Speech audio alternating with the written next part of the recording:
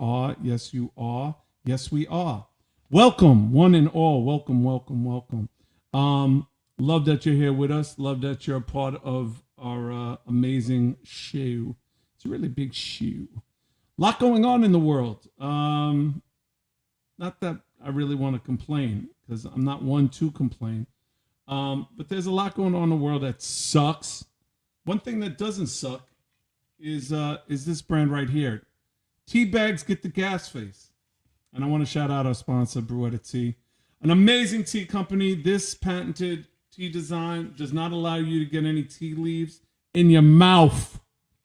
You just sip it right here from this. You go to our incredible men and women's and peoples at brewetta.com. So we want to thank our people at brewetta.com for that. So make sure if you want to get some crispy and crunchy and beautiful and lovely and beautiful and lovelies teas, that you please hold them down, because they hold us down.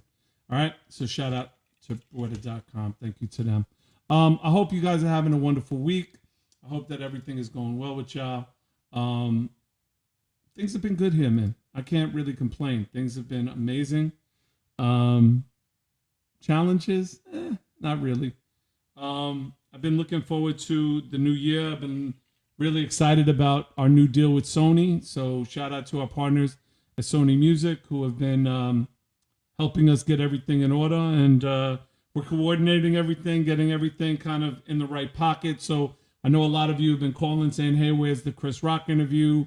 Where's the Questlove interview? Where's, all of that? That'll be up soon on the Sony website and on Spotify and Apple and all those good platforms. But for right now, you can go to our wonderful, comical, outstanding YouTube channel, MC Serch channel. Yes, I hope Shuli is lit, Eric. I think he will be. I think he will be, Eric. He will be extremely lit, because he might have been smoking that perp before he got it. I have no idea. I'm not in his mouth like that. Pause. Anyway, let's just get right to it. Ladies and gentlemen, the man, the mission. I told them before, like, yo, it's so cool how many people have been reaching out and showing love and been excited about this interview. Ladies and gentlemen, the one, the only, the homie, Shulie Jagar is in the building, ladies and gentlemen. Shuli! What's Shuli, happening? Please. Hi, BB. And I love that the black cat is bad luck. Bad guys wear black. Must have been the black cat fucking up all that. I like that. Thank you. You talk about the one running in the background? That's a all black German Shepherd, my man. Oh wow, that's a little ass German Shepherd. Let me just tell you, that's the smallest German Shepherd I've ever seen in my life. Oh, you gonna challenge me right now at the start of the Lila, come here. Yeah, Lila, come here, Lila. Lila, show us. Don't make me go get my giant ass cat. Come here. My wife and I just adopted a cat. Look at it. Look at this is okay. Now tell me this is small again. Look at that. And guess what? 4 months old tomorrow, buddy. Oh yeah. Okay. So that. Yeah. No, that's not a small animal. At all, so, and she's pure German Shepherd. She keeps trying to push me in the shower. How we doing, guys? Everybody good? That's an old Bob Levy joke, by the way. I got to give credit where credit's due. That's not mine, but I love that joke. So Shmuley, Habibi. Yes, I'm sorry. You were going to ask me something. I'm sorry. Go ahead, man. I'm sorry. One second, buddy. Yeah, I lost my audio. Oh, you got me? Yeah, I hear you loud and clear. Oh, okay. The dog moved the wire, so I thought I lost the audio. I got you. No, I was just gonna say it's a huge honor, number one, to be speaking to you. I mean, when I was going to, I think it was my last year of junior high, freshman year of high school. I mean, third base, MC Serch. I mean, dude, like, forget about it. You would have told me then that I'd be sitting here going, sorry guys, I got to do an interview with MC Serch right now. He wants me on his show. So it's a huge honor. I've loved you for years. Love what you do. Love what you're about. Watched your VH1 shows. I mean, I've been there with you. So did you ever want to be an MC? Was that one of your kind of approaches when you were listening to hip hop? No, but all my friends were, my friends were just all black and Latino guys. Like that's because I couldn't fight and my thing was humor. So I befriended and made laugh all the toughest dudes in the school, and then they were all my friends. So I was untouchable. I could do whatever I want, and everybody had my back because I was the crazy ass white kid that would, jump on a bus at the end of school that was headed to LA and go, "Is this headed to Watts, guys? Because I gotta head home." And they'd be like, "Get the fuck off the bus, man!" Screaming at me. But I made friends with all those guys, and they were great, and they're still friends till this day. So hip hop, all that is a huge part of my life growing up. Loved it. But that's obviously a West Coast vibe that you were Yeah. on. So was there any balance for you and your friends? Like, obviously, listening to, Snoop, listening to NWA, listening to Compton's Most Wanted. Well, one of my Was there a first lot of albums, balance? one of my first albums I ever picked up was Paid in Full. Was Eric B and Rakim. The great Yeah. Rock Yeah. Him. And one of the reasons was because of the song, the super popular one with Ofra Haza, the one that that Paid in Full, the Paid in Full Paid in remix. Full. So, I was born in Israel. My family's from Israel, and I remember hearing that song and hearing that melodic Middle Eastern Arabic sing, and I was just like, "What the fuck is that? This is something I've never heard before, and it's mixed with something from back home." And so I made sure I was going to find out what that album was, and I bought it. And so that was maybe the first album I ever bought, along with Straight Outta Compton and Too Short, Curse Words. Johnny Timestamp is saying he wants to give you a shout out. What's up, Johnny? I don't How know are if you, you pal? knew him but it's nice. And then I knew this I'm was familiar coming. with the timestamp from Vancouver. I don't know what region he's from.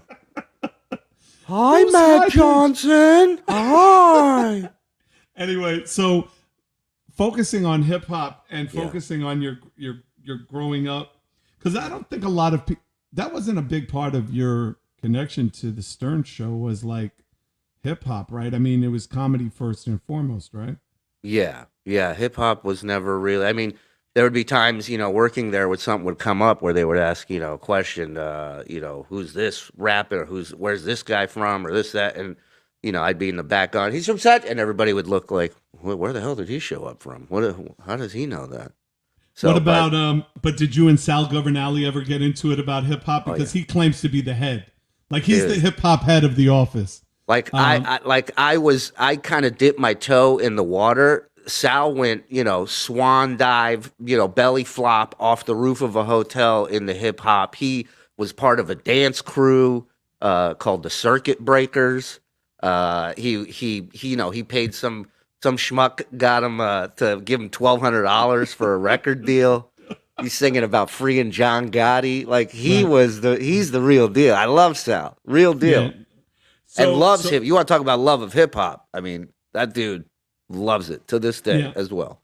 And as you were kind of coming up in LA, you grew up during, like, obviously the Rodney King era. You grew up during the riot era. My best friend tried to get me to drive out to LA. I remember I was working scooping ice cream at Thrifty's in the Valley. And my best friend, Kevin Lee, out in South Central LA, lived on 74th between Hoover and Normandy, and he calls me up and he says, "I'm in the break room. I'm watching them pull white people out and beat the shit out." And he's going, "Bro, bring your pickup truck down here. We're gonna get TVs. I go, "Kevin, I'm white. They're gonna kill me." He goes, "Put on a ski mask. Nobody's gonna know. I have blue eyes, Kevin. What are you talking about?" Right. No, that was definitely a good choice for you to stay put. Where were you? So It was nuts. It was nuts. You grew up in the Valley. What part of the Valley did you grow up in? I grew up in the San Fernando Valley, Canoga Park, which eventually changed to West Hills, which was Woodland Hills for a little while. But I went to school out in the Valley, up until I had a chance to move.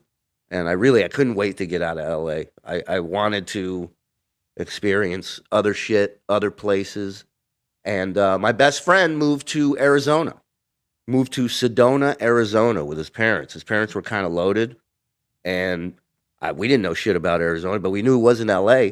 So me and my best friend, Kevin Lee from South Central, ex-gangbanger, packed up my Toyota Corolla, 93, with my dog, and we drove to Arizona. And we knock on his door because he invited us to come live with him. And his grandparents answered the door, and they go, "What the fuck are you guys doing here?" We had just driven 9 hours to get there, and he didn't tell them we were coming.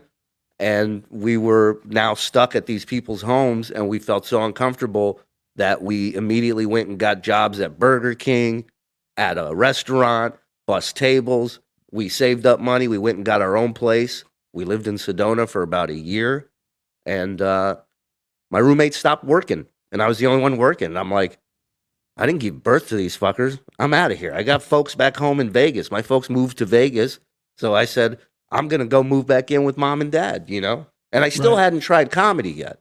It was always in the back of my mind, but I was too afraid to try it. And what years did you go to high school in Canoga? What years were those? Oh, I graduated in 93, I think. So, Okay. Yeah. So, I mean... I went to El Camino, by the way, not Canoga. Okay.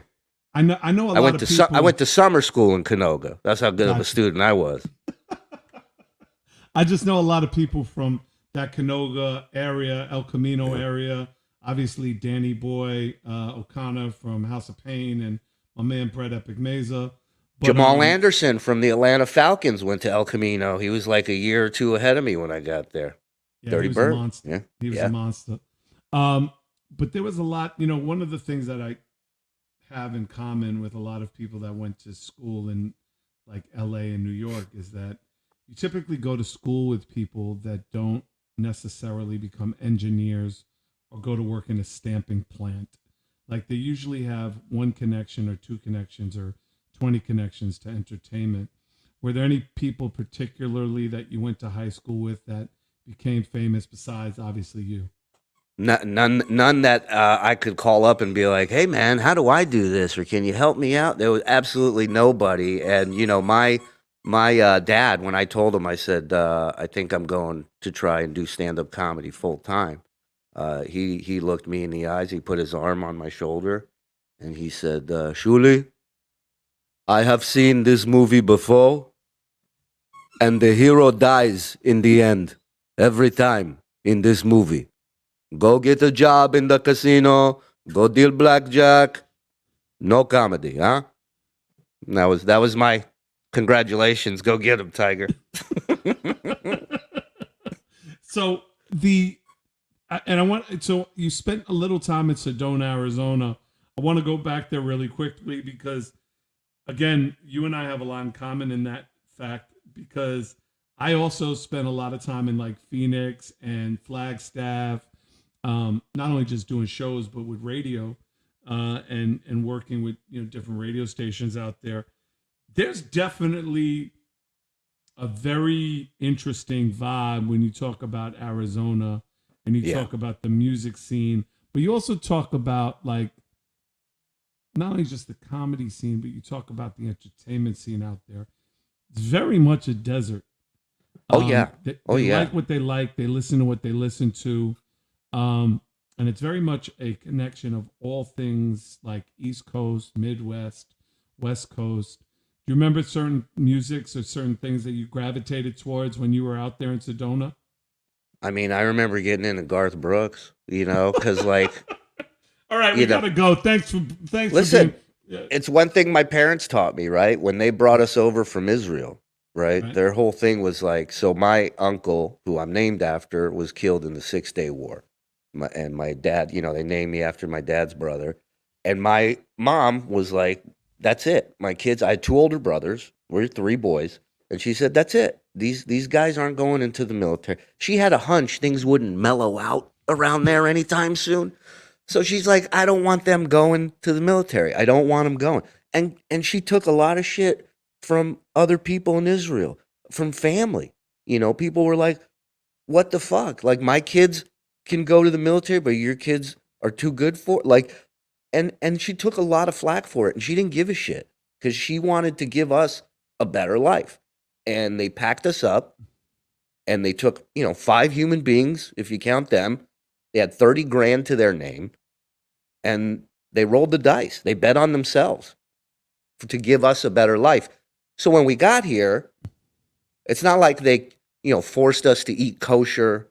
They didn't do any of that. If I wanted a cheeseburger as a kid, my dad would put one on the grill and make it for me, because his mentality and hers was like, we're here now. We're here now. We're not going to try and cram our shit down people's throat. We're going to try and join into what's going on here. And we just may like it, but we're going to give it a shot. And so Arizona, even here now, I'm listening to country again, which I'm finding like outlaw country, old school type country is back. And there's some really amazing guys lyrically and performance wise who are just, you don't realize you're listening to country. And I'm listening to that because this is where I am right now. A lot of the people around me are listening to that. I'm not going to be a snob and be like, turn that shit off. They always leave him. The dog leaves him.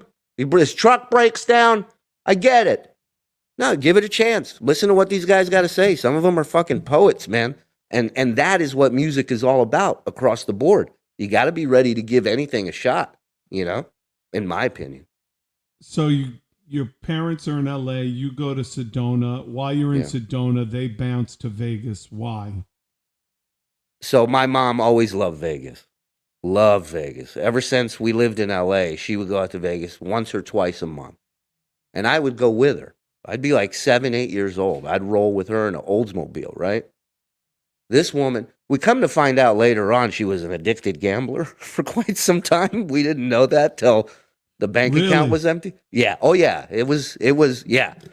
But as an 8-year-old, I got to roll with her to Vegas, right?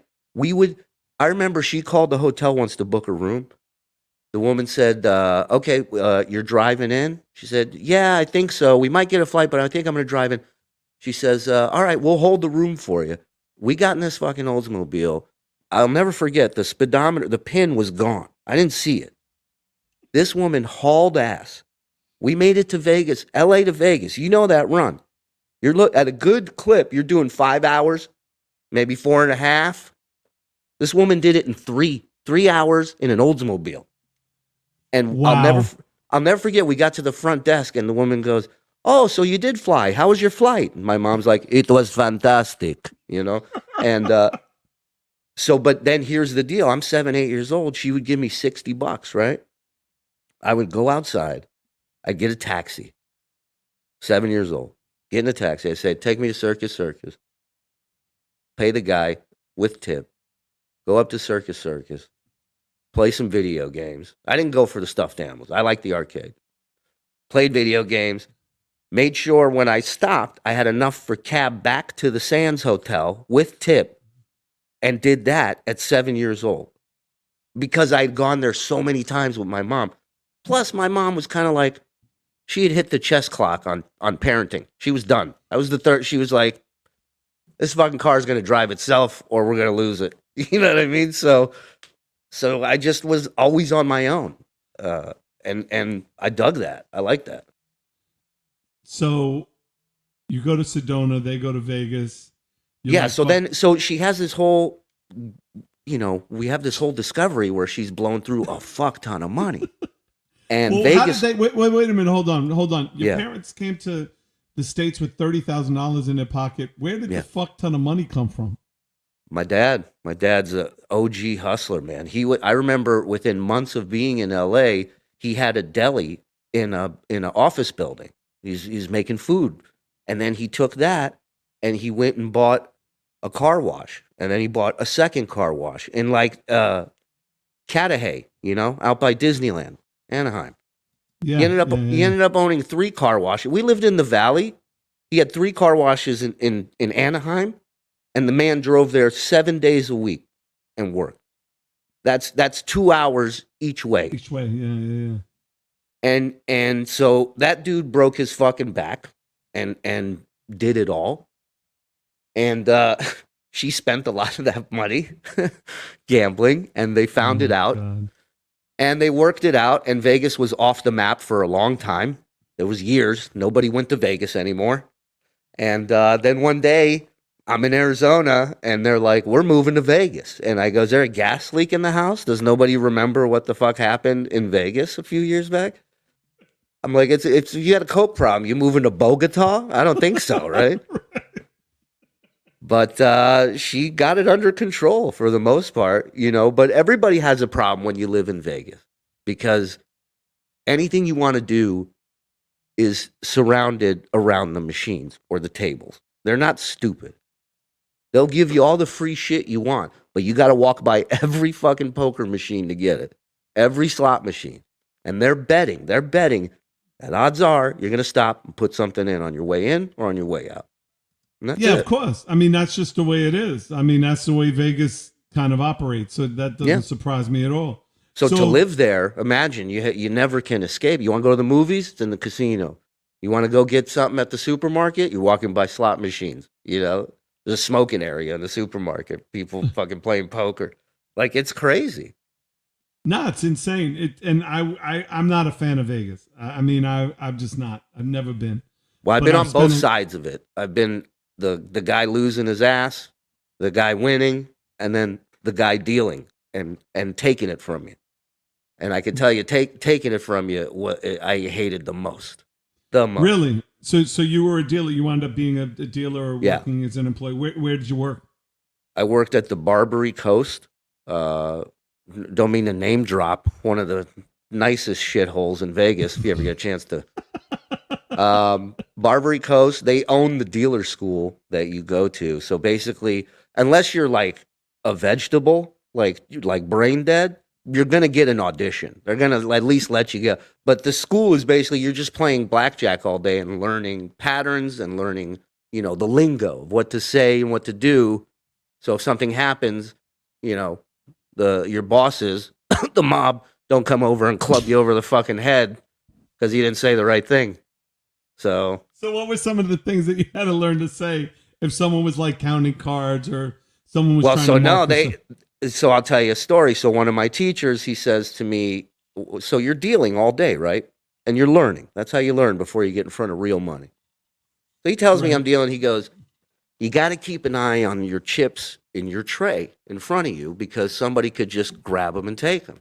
Now, the chip tray is directly below your nose. Like you don't have to look at it to see it. It's in your field of view. And I'm going, yeah, all right, dude. I deal to everybody. I go around. This guy hit, stay, boom.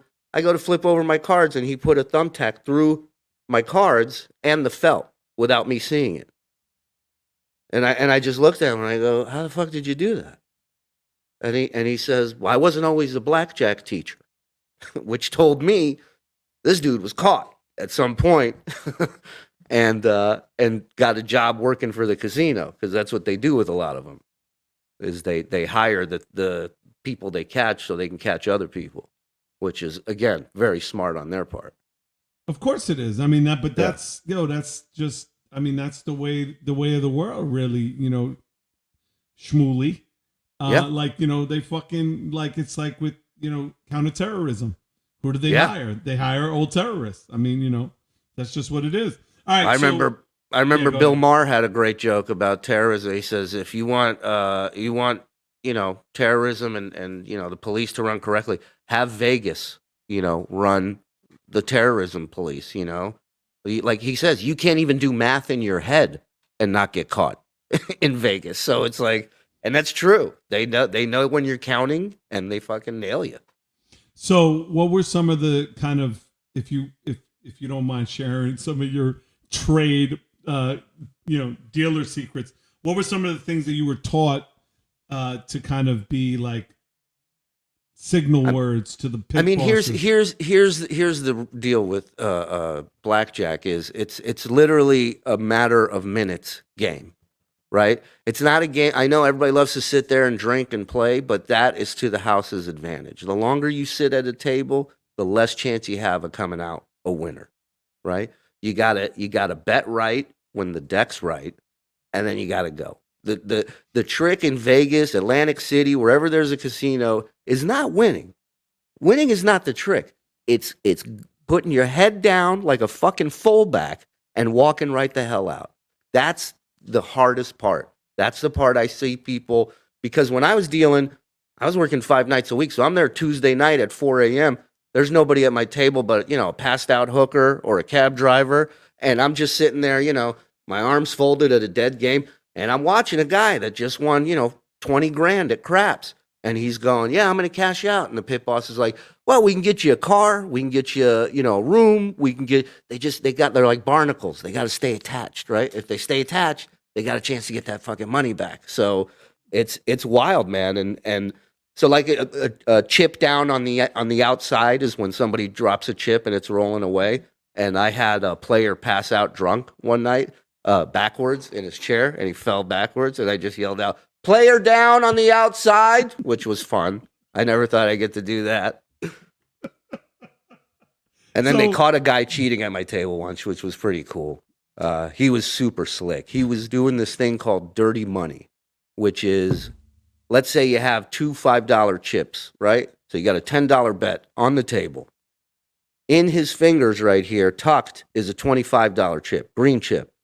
So now when he grabs his deck, his two cards, and he slides them over to him, he sees them, and he sees if he's got 20 or 21, he drops it and tucks it under the fives, under the $10 bet, the 2 5 chips, and nobody sees it, right? Except for the thief they caught a month ago. Who knows that trick? Who was watching the camera.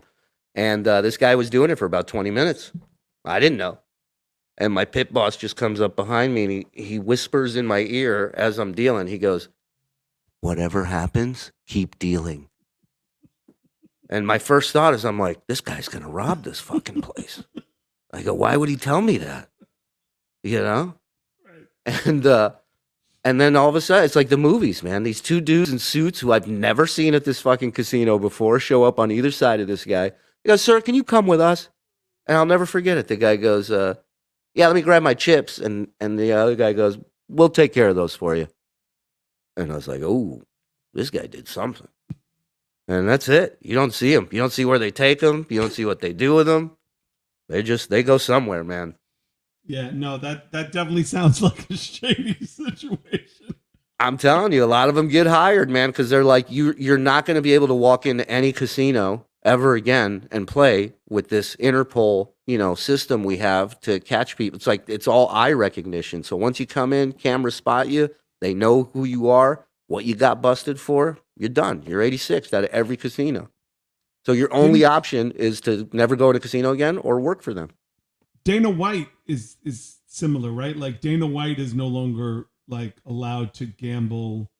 I was just seeing something on him. He's so good at blackjack that he's or craps. One of the maybe I don't know, man. Craps I don't buy. I don't buy that you can be good at craps. There's just so many. So maybe it's blackjack, but there's so many betting options on craps, and it's like it's ridiculous. But listen, Vegas is all about money. Okay, if you got money to spend, I don't see a casino ever turning you down. If you got the cash, you pull out in your car, they'll wrap a dead hook or mink around you if that's what you're looking for. If you can cover the tip for it. I'm telling you, like there's a video. Him and Uri Geller. Is that what you're telling me? Him and Uri Geller, the only two that are banned from blackjack. Yeah, like literally, he's like, they like told him like, okay, like. He was having, I'm talking about, dude, like 120, 150, $200,000 wins. Serch, hey, give me 2 decks. I'll break that motherfucker down in 20 minutes. I pulled a 7-card 21 once at a table as a deal. You talk about uncomfortable. You talk about like, you just keep flipping 4 aces in a row. And the people are like, what the fuck, dude? They're so mad. And I'm like, I have no control of this. I don't know what I'm doing. This is out of my hands. 2. They're like, what the fuck? 7 cards. It's insane. And you were the dealer or you were I was the dealer. I'm just like, literally the last 4 cards, I go, I am so sorry. Guys, sorry. Sorry, man. Yep, yeah, sorry, guys. Sorry. That was, yeah. Oh. But in all fairness, they're like, you're an asshole. Here's my next $100. Like, well, then now you deserve to lose it, right? I would have left. Right. So how do you go from a dealer to pushing wheelchairs in a fucking airport, dude? Like, where's the pivot in that life story? Like, where does the finesse go from maneuvering 7-car 21s to fuck it. Welcome to Las Vegas International. Here's your cart. Yeah. It's really you're hauling meat. It's not really wheelchair pushing, and I'll explain it. But when I was done dealing, and how I lost the job was pretty good too.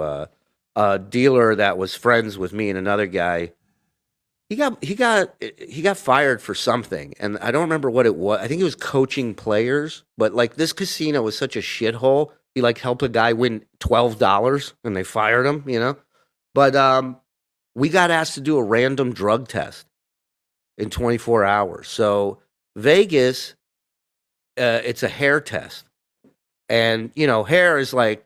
It's like your Twitter timeline. It goes fucking way back, okay? There's some shit in there. And, me and my buddy Matt, we blaze every day. And so he's like, listen, I know a stylist. She's got a salon. She did this for a buddy of mine. She said she strips and bleaches all the chemicals in your hair, and then we'll pass the test. It's $100. I said, let's go.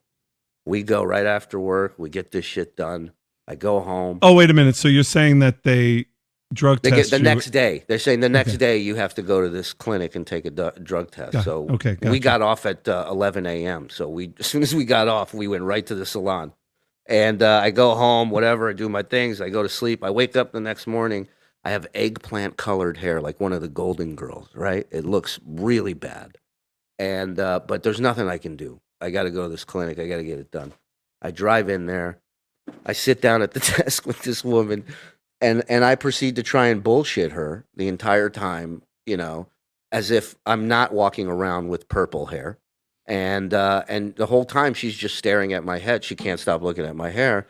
And when I'm finally done trying to bullshit this woman who her job is all day listening to people try to bullshit her, she goes, "Are you ready?" And I go, "Yep." And I lean forward, and she pulls the hair out of my arm. She doesn't even take it from my fucking head. And, no. Oh, yeah. If I could have seen the look on my face, what an idiot I must have fucking looked like with purple hair going, no, not from here. No. And so 2 days later, they were like, the pit boss, Jack, shows up. Big fat fuck, used to smoke cigarettes in his finger, like right here. And he walks up to me, he goes, "You lied to me. You're fired. You failed your drug test. Clean out your locker." And I go, "We have lockers?" And he goes, "Get the fuck off the floor." And that was the last interaction I had with him. So I leave that job, and I'm sitting here on the roof of the Rio Hotel parking garage, and I'm smoking a bowl. And I'm sitting here, and I'm thinking, that is the last casino job I will ever have. I don't ever want to work in a fucking casino again. The energy, I hate it. I hate people losing their fucking lives. I hate it. I don't want to be around that in any way, shape, or form. I said, I gotta do this comedy thing. I gotta try it. And, the biggest hurdle was I was living with my folks. And now I got to tell my folks, who are two old school Israeli Jewish parents, that I live in Las Vegas and I don't want to work in the casinos. Like that's just, might as well be speaking another language to them. They're just not going to understand that. Right. So, I find a friend of mine works as a valet parker at a strip club on the Strip. And he tells me that this comedian is taking over the upstairs one night a week, because this strip club had a downstairs that women stripped, and then upstairs were men stripping for women. And one night a week, that upstairs was closed. So this comedian convinced them to let him do a show there once a week. And this guy was named Sandy Hackett. Sandy is the son of legendary comedian Buddy Hackett. Right. Who, if you don't know who Buddy is, definitely jump in on YouTube later tonight. Deep dive. One of the best storytellers of all time, and filthy. And a hell of a Jew, by the way. Gave a lot of money. Best. One of the good ones. One of the good ones. One of the few good ones. Yeah. No. Only a handful. Yeah. So I come up to Sandy, and my friend says, "You should come and try and do stage time at this show." He knew I wanted to do comedy. So I had written some material. I had done one open mic in LA that went horribly wrong. And this was going to be my second time ever on stage. And I walk up to Sandy Hackett and I go, hey man, my name's Shuli. I got 3 minutes I'd like to do for you at some point. And he's like, yeah, okay. Well, I booked actual comedians, but when I'm done with them, if you're here, I'll let you go up and do a little time. And I'm like, yeah, all right, dude, whatever. And I just kind of went to the back. I still fully didn't understand where I was, what I'm supposed to do. And I watched these guys go up. And it was a very small crowd. You know, it was, I don't know, 15 people, 20 people. And then I go up. And of course I bomb. But I heard Sandy laugh a couple times at a few jokes. And then afterwards he said to me, I said, what? I said, I went up in LA because I thought somebody was going to be there to tell me if I could do this or not.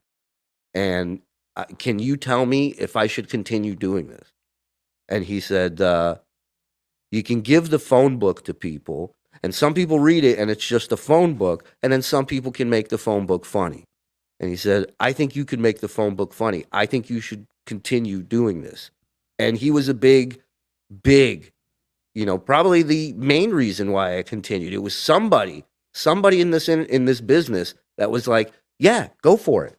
So that's what I did. And the airport made it so I could have my nights free and work during the day, and they didn't piss test or hair test. So, you want me to be a human engine for a 550-pound human being? I'm in. Let's go. As long as I don't have to piss test, I'll be high as fuck. I'll be trying out material on them because they're locked into this goddamn wheelchair. They're not going anywhere. It's a captive-ass audience, and you're going to listen to jokes. I don't give a shit. If I got to push you on carpet, my man, 500 pounds on carpet. Anybody ever ride a bicycle in the sand at the beach? Okay. Amen.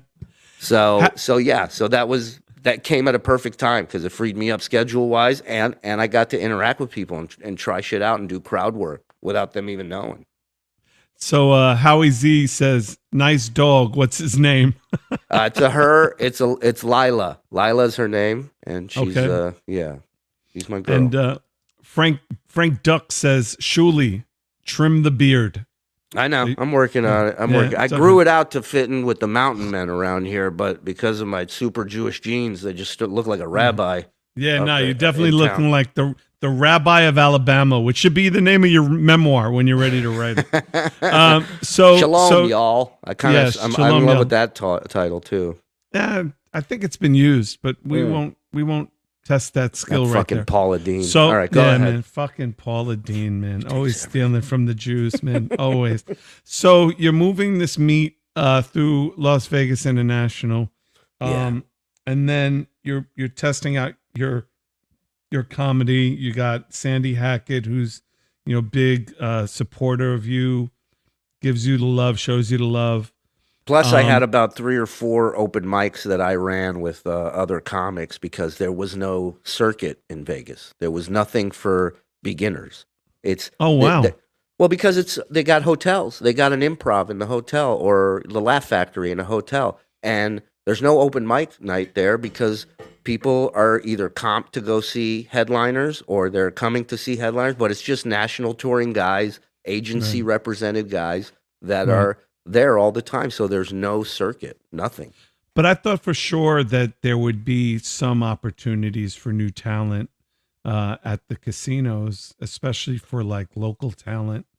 I mean, there were a lot of auditions, but none of them were for we need somebody to do stand-up comedy. And even if you did get a gig in a show, like a variety show, and you were the stand-up comic, like it, those weren't good audiences, man. These people, trust me, like the only reason we had audiences some night is because they ordered a steak and lobster at the coffee shop and got a free fucking ticket, right? So these people are not invested in any way in this show. They sit there with their arms folded, and you come out to negative energy and people who don't want to be there and are judgmental because they paid $0 for it. Right. So it's like I don't even need to laugh. I mean, that was the dangerous thing about doing comedy out there is like some couple from Minnesota can come out one weekend. You do a joke that everybody else laughs at, but they got offended by it. They go and complain.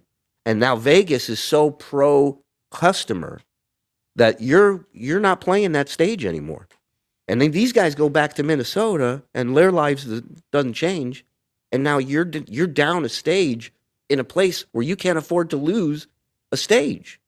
So it was risky, man. Casino audiences are scary. So you're doing this improv work, you're doing these stages in Vegas.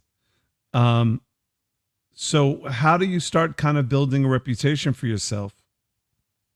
I mean, the open mic shows we ran were getting traction because, like I said, there wasn't anything there. Right when I started doing the open mics, Doug Stanhope left for LA. Another comic, Sam Tripoli. Both those guys very instrumental in helping us figure out the right places to go to. They wanted Vegas to have a circuit. They wanted Vegas to succeed as far as comedy, and so did we. And we were all, listen, our goal was just to have a place once a week where we could just shoot the shit with our friends. And most of the time, we just did bits for ourselves. There were so many nights where we had 0 audience members, but we never turned down a stage opportunity. We would take Rolling Stone magazine, top 100 guitar riffs of all time. I'll take 10 through 5. You take 7 through this. You take that. You take the, and everybody would just go up and riff and try something, and just we got no other stage time. We cannot just go home now. Right. I love Doug Stanhope, by the way. Huge hip hop head, huge fan. Genius. Really brilliant. His there was this great show on VH1 about like the best of the week. Yeah. He was a regular on that show. He was amazing. But the I guess I'm still trying to get to, because my favorite line, and I'm going to drop it right here so that you get credit for it. You said that getting to Howard Stern is the equivalent of you getting to the Yankees without ever swinging a bat, which I told you, and I'm saying it now publicly, I will be boosting that for my co-defendant's record. Please. That line is the dopest fucking line All I ask is that in lieu of payment, you a 20-second intro song for my show, for my podcast. If Without you could question. do that for me, dude, it's done. all yours, and I would be honored. I would be honored. Dude, it's done. I'll do it. Well, if my wife lets me. The only other rap line I've ever had put in a song is one of my lines. You call that a schmeckle? I don't want to tell you who did it, but that's the only, and I got no royalties for that. So. No, and that's not as hot. I don't think it took off. Dude, let me tell you something. You saying I made it to the Yankees without ever swinging a bat? That's a lyric, bro. That lyric is, because when you said it, when you and I were talking, and you were talking about your career, and you were talking about like how you got to Howard. You were like, yo, I got to the greatest show on earth. I got to the Yankees without ever swinging a bat. I'm like, what the fuck did you just say, motherfucker? Did you just drop a lyric? Hold up. You're the comedian. You don't drop lyrics. I drop lyrics. I know. But how did that happen? Like, walk me through how you got to Howard. Like, how did you go from Vegas pushing fucking 500 pounds of meat on carpets and one-liners to working for the greatest radio show of all time? Well, my love for the show started early on, back in L.A. He came to L.A. in 91, and his Channel 9 show, his old sketch show, came to L.A. a little bit before that. And that's where I first saw him. Saw him do Homeless Hollywood Squares. My mind was blown. And then his radio show came, and I started listening to that in the morning on my way to school. And I loved it. And so my love for the show was there for a long time. In all the jobs I've had throughout the years, I've always made sure it coincided with my ability to listen to the show. And then, I loved the best ofs too, when they would play best ofs. And I would sit there and I would, with my old boombox, I would record just the fights that he would have with Gary or with Robin or with anybody. I always loved the fights. And I would force my parents on long road trips to put these cassettes on, because I'm not going to listen to fucking Kenny Rogers again, greatest hits. Put this on instead, They never got it. They were mortified. My dad couldn't believe I wanted anything to do with this show. And so you fast forward all these years later, I'm in Vegas. I'm dating this chick who, when I got off work at the airport, it would be around 12:30, 1 o'clock sometimes in the morning. I'd go to Fat Burger. I'd get my order from Fat Burger. I'd come back to the house. It's like 2:30. I'd roll up a joint, turn on the Xbox. I see 2:45. I'm like, you know what? The show comes on live at 3 a.m. on the West Coast. It airs at 6 a.m. on the East. I'm just going to stay up and listen to the show for a little bit, play some video games, get stoned. So my ex wasn't a fan of that. She was one of those chicks that, we're going to bed together. And I'm like, no, I'm not doing that. This is what I want to do. And we got in a huge fight about a year or two later. And she was just like, I don't get you. She says, you listen to the show, you tape it, call in. Why don't you do that? And I'm like, what do you know? Just fucking being an asshole. And she goes to bed. And like a movie that night, Howard on his show goes, we're coming to Vegas. Says we're going to do some live shows from the Hard Rock Hotel. So you can come out as fans and hang out. And I'm like, fuck, man. I got to get in. I got to get in, So my brain starts going. I'm like, fuck, what am I going to do? And I say, you know what? I'll call the show. I'll say, I'm going to tell him a joke. And if he laughs, I'm going to make a bet with him at the blackjack table. And I call in, and the screener picks up, who was Benji at the time.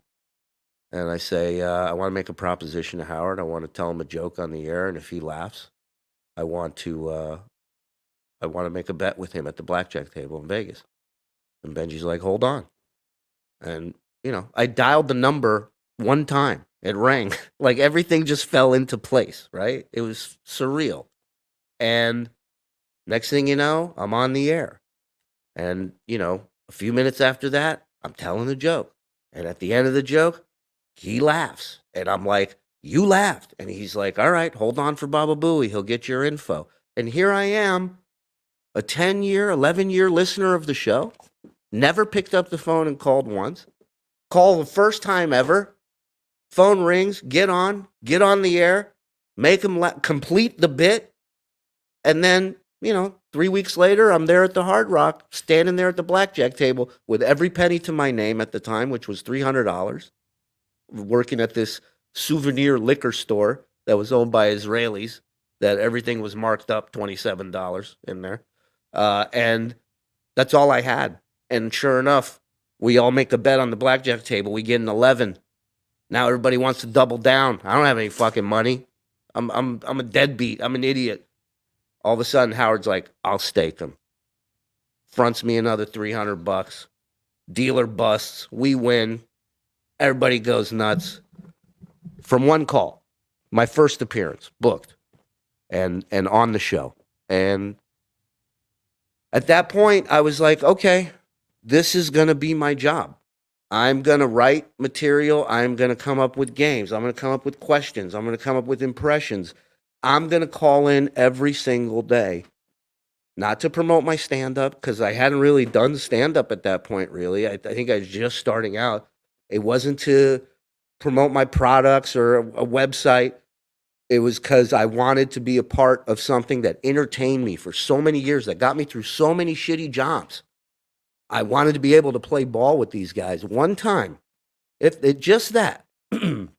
And that's what I made it my mission. I would sit there, I'd come home, no time to lay down, no time to fuck around, get my papers out, start writing a game, start writing a question. Who do you think is going to write a tell-all book? Boom, boom, boom. And I would sit there and I treat it like a job. The screener would come and check on me. You still on hold? I'd be like, yeah, but I want to change my question. I want to, boom, boom, boom. My goal was to get on every time. I'm not going to waste my time. I'm not going to waste his time. I just want to play ball. And I called in for about 4 years, I think, maybe more, just as and he got to know me more and more through my calls, and more people working there would tell me how much he liked my calls. So that gave me more confidence to write more stuff and to call in with more stuff. And I had a lot of comics back home in Vegas that were like, I don't get it. Why are you wasting your time? Why are you up till 4 or 5 in the morning, dude? 6 in the morning? It's insane. Your girl's going to leave you? Like, what are you doing? This is stupid. He doesn't pay you? And I'm like, in my mind, I couldn't believe that they didn't get it. Like, in my mind, I was just like, I'm gonna be working with these people one day. Like, this is what I'm doing. I'm building a friendship. I'm showing them that there's a fine line between, you know, Shuli from Vegas and Shuli the Conqueror from Vegas, right? And I want to make sure I'm on the right line of that with them. And so I never got how they didn't get that. And those are the same comics that when I would come back to Vegas to perform would ask me for stage time, guest spots, because they have no stages, because they didn't push themselves, they didn't try. And if I would have failed, then I fail. At least I fucking tried. That was the whole reason I started stand-up. I didn't want to be 75 going, fuck, man, what if I would have given this a fucking try? Like, the thought of that, it terrified me. It more than failing, more than bombing. And believe me, I've bombed some horrible, horrible ways, terrifying bombs. But still, to not know scared me so much more. So I called in, I built up this rapport with him and them knowing that I have good material that I'm putting together myself. And so we fast forward to him now going to Sirius. And when he was announcing that he was going to Sirius, I was saying, okay, now I'm going to find an internet radio station and I'm going to rent airtime. And I'm gonna do a show with my comic buddies because I want to practice being on mic.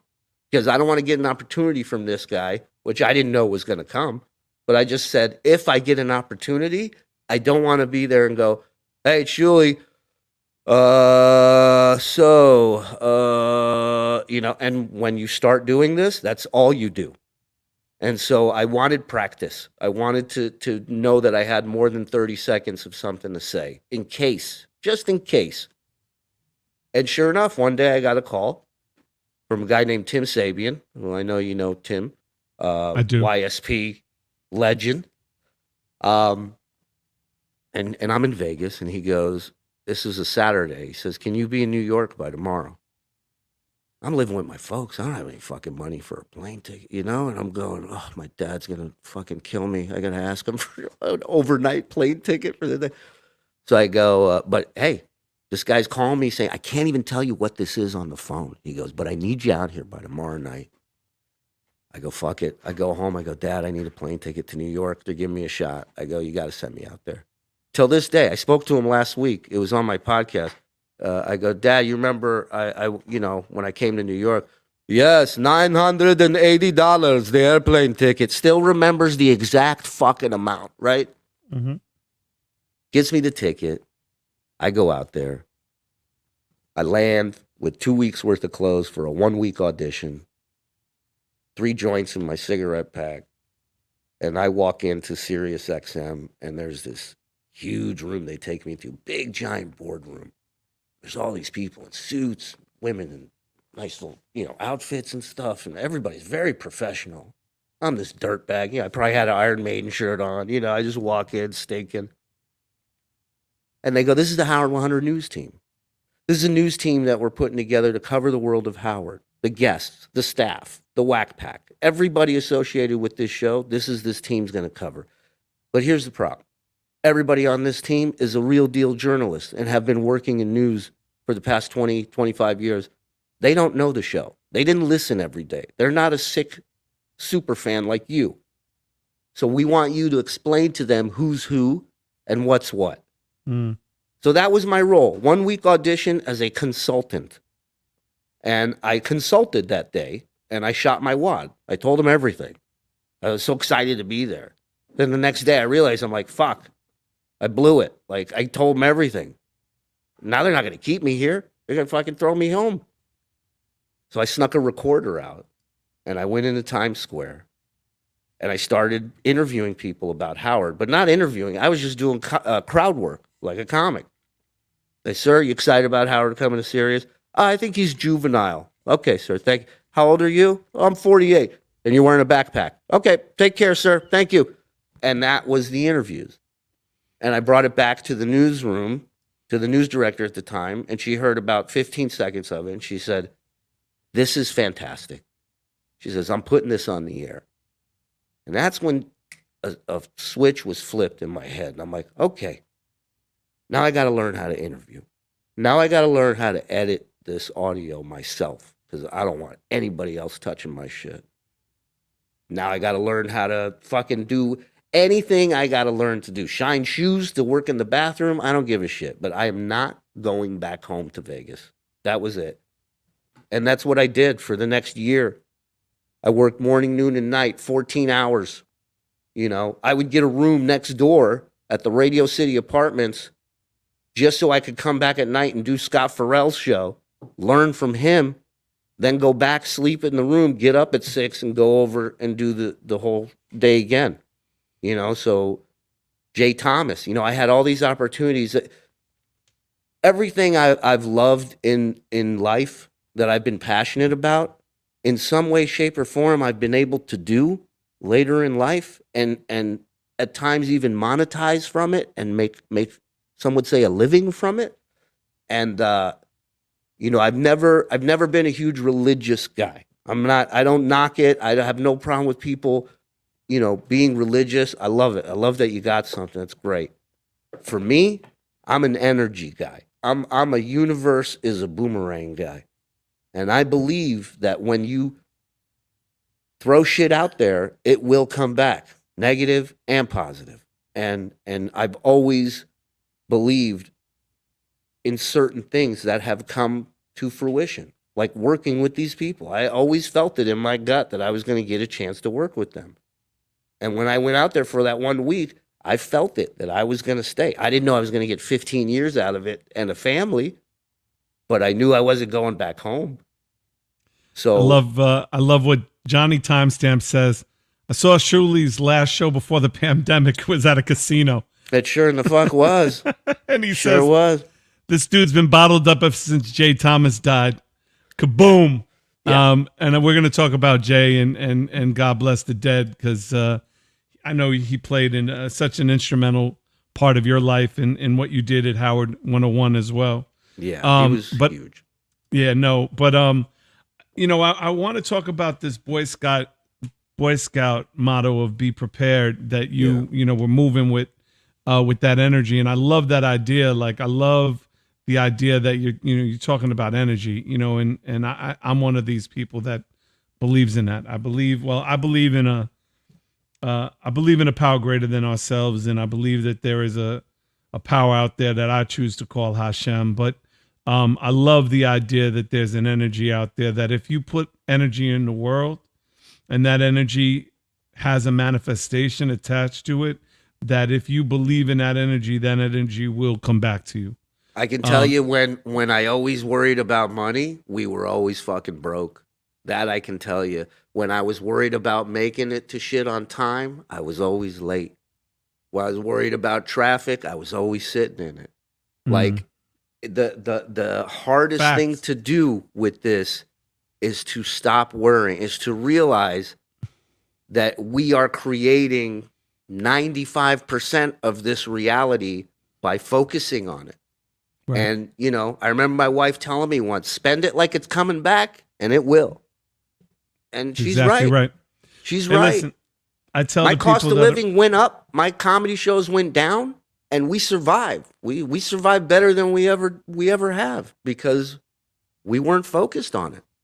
No, because you don't chase money, you chase opportunity. If you chase opportunity, money comes. If you chase money, it always runs. It's such a simple process that I think it's one of the reasons why so many people can't wrap their minds around it. It's too easy. Right. It's too easy. They go, okay, all right. So I just think good things, and the next day, you know, $1,000 lands in my lap. No, you got to be a good person too. Right? Yes, that's the thing. That's why I don't go out and trash people that haven't done anything to me. But if I get put in a corner, I don't like a bully, right? I'm sure you went through shit as a young Jewish kid, right? I know I did. And so I've always had a really short fuse for bullies, but I never, ever bring that first. I don't attack first, ever. I may fuck with you in a comedic, joking way, but I would never go to hurt somebody or attack or besmirch or just blow shit up, because you suffer from that in the end. That baggage is on you. It's anchors. That's you taking the poison, waiting for the other person to die.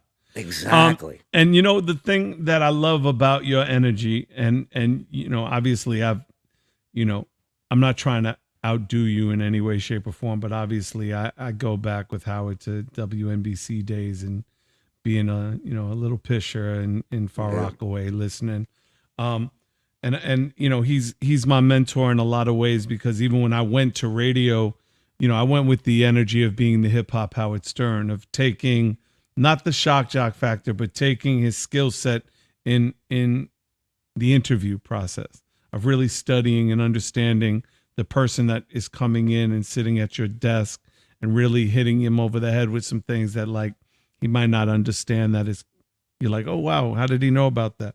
Yeah. But with you going to, Howard and starting, doing these interviews in the street, the man on the street stuff, the show has really kind of changed a lot since the Sirius days. He took a lot of the things that he thought really would be the uncensored version of the show, like mother-daughter nudity and like all the profane shit. It started to kind of like wane. Like it became less and less about that and more about the freedom to do the interviews he wanted. And a lot of people kind of started to kind of disappear. Like one of my personal favorite human beings, because I know her from back in the Hot 97 days, was Lisa G. Like, shout out to Glassberg. Shout out Lisa Glassberg. I love Lisa, and I love Lisa G, and I love how she tried to put Howard and Robin up on the when they used to do the shout out part of the show, where people used to call in and rhyme, right? And Howard didn't get it, like he was trying to do that, or when Ronnie and Lisa kissed on the air, like all that shit. Like, but I remember Lisa telling me in the newsroom years before I had like regular airtime on roll the show. call. Yo, she did roll call. Yeah. So she was trying to teach Fred Howard roll call. Like do the roll call. Yeah. The shit did not fly. It was awful. It was awful. Fucking terrible. Which was great. Yeah, of course it was great. But what she happened? used to hear me do Wack Pack impressions in the newsroom before they ever got on the air. And she used to tell me, she goes, you need to do a one-man show like Chaz Palminteri, Bronx Tale, where you just do all the different Wack Packers. And again, look at shit that's said out loud, shit that's written down. Years later, once I got out of my own way, I was able to do just that on the air one day, right? But what happened to Lisa? Like one day she's there, the next day she's not. Like, I mean, you got to understand, like when I got there for that audition, this news team was 20 plus people. Jesus. And that first year, by the time I got a contract to work with Sirius, we were now down from 20 to, I believe, five people total in this news team. And then it went down to 4. And then it stayed at 4 for a long time. Now, I mean, like I said, there's Emmy award-winning journalists, and I outlasted, all these guys because I knew inside scoop on High Pitch Eric, and that was my world. And it's like, who's High Pitch? I'm not looking to be a reporter. That was my thing. I told the news director, I don't want to be a reporter. I just want to be a comic talking to the Wack Pack and talking to the staff. And that's when I was driving a plumbing truck, the Wack Pack is what I wanted to hear. It made me laugh. So that's what I'm going to give the plumbers out there. I'm going to ask High Pitch Eric to spell Afghanistan. Home run. Home run. APH. All right, Eric, listen, we'll talk later. That's the whole interview. Yo, that's the best shit. When Wolfie went with dumpster diving with Wendy. It's amazing. Amazing. He's vomiting from the smell. It's amazing. But so you get on the show. Yeah. The first 5 or 6 years, it's really relegated to you kind of doing these interviews, which are dope, all of that. But then about 10, 11 years ago, you start to kind of move your way up to the building and being a part of the show. How was that transition? How did that happen? I just stopped. I was my own worst enemy. We all have ego, and And, I just remember I'd be sitting at my desk and they'd be talking to High Pitch, or they'd be talking to Tan Mom, or they'd be talking to somebody they'd do a voice of. And I remember sitting there going, why the fuck aren't I on there? Well, I should be on there. I'd never fucking get on it. And again, we go back to worrying about money and traffic and being late. All I was doing was just keeping myself out. I was just fucking manifesting this roadblock that's not going to let me in that studio. They're never going to know that I do these impressions because all my energy is focused on bitching about it. Was that when you pivoted to work with Jay Thomas? Is that kind of what? Well, no, Jay had seen me at Caroline's one night do a spot. And then a couple days later, I had to interview him for something on Howard 100 News. And he asked me, he says, my regular guy is leaving to go work at Fox. Would you want to sit in the ha-ha chair every now and then? And I'm like, I used to listen to you on Power 106 back in the day in LA, man. Like, I'm in, dude. Cheers. Hell yeah. And that dude was, I got to work with two of the greatest three if you count Pharrell, because all three are originals. I don't care what anybody says. All three of those dudes did radio as best as you can in their own fucking way. Like, Jay was a good cop to these weird fucking guests he would have on. A woman who had a pickle farm that marinated the pickles in different Kool-Aid flavors, and he'd go book her. And I'd be like, book her? The fuck are you going to talk to her about? But he knew he was going to be the good cop, and I could be the idiot asking dumb questions, and he comes off like a hero, and he knew exactly how to rile people up and how to get the phones going. And then Pharrell was just, I'd never seen anything like it as far as sports radio. Scott Pharrell, the voice, the look, the commitment, the passion. And then you got Howard. When I got to radio, I learned how fucking hard it is to be honest on the air when you have listeners. Because now everybody knows. Everybody's involved in your shit. That's not easy for a lot of people. I would imagine. It wasn't easy for me. People go, how's your mom? I go, who the fuck is this guy asking about my mom? Oh, well, you played a voicemail on the show. Oh, okay. But right. You forget. So one of my other favorite, I'm sorry, go ahead. Yeah, go ahead. No, one of my favorite is when you and Gary got into a heated debate because you would not ask him permission to go on the air. No, it wasn't that. It wasn't that. It was he was annoyed that I kept coming to his office with like, so Howard would be talking about something, and I'd come in and I go, oh yeah, I used to deal blackjack in Vegas. I caught a guy. They caught a guy cheating at my table, and he'd be and he would just be at the keyboard, and he wouldn't even look at me, and he'd be like, well, mm-hmm. And I was getting frustrated, and he was getting frustrated, and like I said, it was around the time where I'm like, why the fuck aren't I in there? And somehow, some way, it got on the air where he was like, Shuli's bothering me, and in my mind, I'm going, this is gonna fucking backfire on you because I know how that dude Howard thinks. And so you're now saying, don't come to me with ideas because you're bothering me. That's he's not going to like that. Like, this is your job. You're an executive producer. You have to hear people bounce shit off of you. And I'm sorry if not all of them are golden. One of them might be. And that was exactly Howard's argument. He says, I'd rather he come to you with 100 stories and one of them's great and we use it on the air, then he doesn't come to you because you're bothered by it. And he called me a cunt on the air and we got into it. I know. That's what I'm talking about. I remember that fight. I was unloading all this shit of me not coming in the studio because mentally at that point, I was done. In my mind, there's a voice going, I don't care if I ever get on the fucking air again. I lost it. I dropped the ego at that point. He helped me more than anybody else there by getting me into that fight. And as soon as I walked out, I was like, I'm done. I'm going to take my paycheck. I'm going to do what they ask. I got my 401k. I'm going to fucking ride this shit out. I'm done. I'm done trying to fucking do these impressions and play ball. And literally a week later, I think it was a Tan Mom thing or something, and somebody goes, oh, Shuli does a Tan Mom. I go, really? Yeah, it was Sal. Sal said it on the air. Sal and Richard were like, he does a great Tan Mom. And dude, I almost crashed my fucking car. Well, and it's like, and I wasn't sitting there when the Tan Mom stuff started going, fuck, man, I should be in there. I wasn't thinking about it at all. Tan Mom was playing. I was at my computer writing, and next thing you know, oh, I hear Sal. Sal says Shuli does. So now I got to get up, run all the way. Now I'm out of breath. I'm like, hey, hey, ha, ha, ha. You know, it's like a mix of Underdog and Tan Mom at the same. Yo, you know what was also great? Yo, you remember when, because obviously Richard and Tan Mom have a thing for Richard, right? Yeah, You know, yeah. that's right. Well, no, I mean, Sal for had Sal. a thing. Sal, Yeah, sorry. yeah. No. Right, no.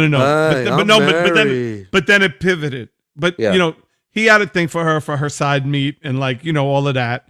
Yeah, But then it pivoted where Tan Mom was really after Sal and kind of Sal shut it down. yeah.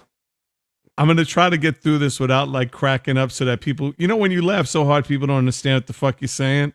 Like I know. I'm the victim. Right. I meet one of those people after every comedy show. They go, I got a great joke for you. You ready?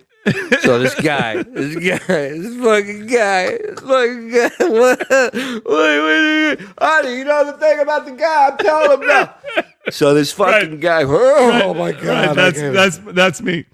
Yo, Just email it to me. I'm gonna no, you lived it, but you were in the hallway when this happened. So I love it. Tan Mom was in the hallway and she walked in. Oh, when she walked in when they were blowing each other, when they were fake blowing each other, and she goes, "Why do you have all that cum on your face?" Yeah. Yo, that is one of the, Oh, Sal was and just helping me with my computer. right. And she's like, you have like cum. You have cum all over your face. I wasn't born yesterday. Right. Yeah. I wasn't born yesterday is Yeah. the line. Yeah. Dude, I was driving. I'll never forget this. I was driving to a meeting. Yeah. And when that happened, I almost laughed so hard I almost blacked out I had to pull over. I'm still crying. You want to hear something crazy? So like Please. one of the early files that I downloaded back when you started file sharing in the internet Right. Uh-huh. was Billy West doing Jackie's laugh. And what it was Fred would play, Howard goes, Fred, you play a Jackie laugh, and then Billy, you do the Jackie laugh, and we're going to see how close you come to it. And I remember hearing Howard laughing during that. And just as a kid, I remember thinking, I got to make this guy laugh like this. Right. I know. want to make this guy laugh like this one day. And so to With be that big yeah, to be sitting there and go, you know, like saying, sounded like somebody unplugged her cord when she was talking. Yep. She goes, I wasn't born yesterday. You know, and Howard just fucking his head's up and he's dying laughing. And it's those moments where I'm just taking snapshots and I'm just like, another fucking dream on the checklist, man. So if it ended tomorrow, buddy, I got at least a couple pages checked off. It's the best. Yo, dude, you killed it. You killed it.